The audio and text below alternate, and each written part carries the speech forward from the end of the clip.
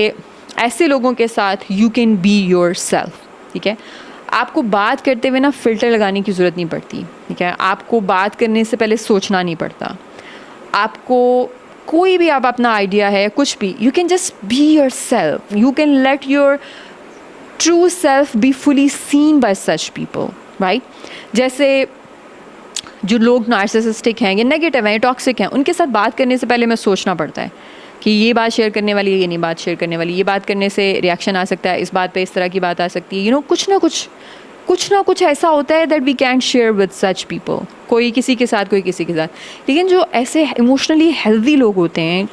उन लोगों के साथ वो आपको आप जैसे हैं उसके साथ एक्सेप्ट करेंगे, वो आपको आपके पास्ट के साथ एक्सेप्ट करेंगे, वो आपकी जो भी इमोशनल वुंड्स हैं उसके साथ आपको एक्सेप्ट करेंगे, वो आपका बात करने के अंदाज से लेके उठने बैठने हर चीज़ में, मतलब they will accept you for who you are, like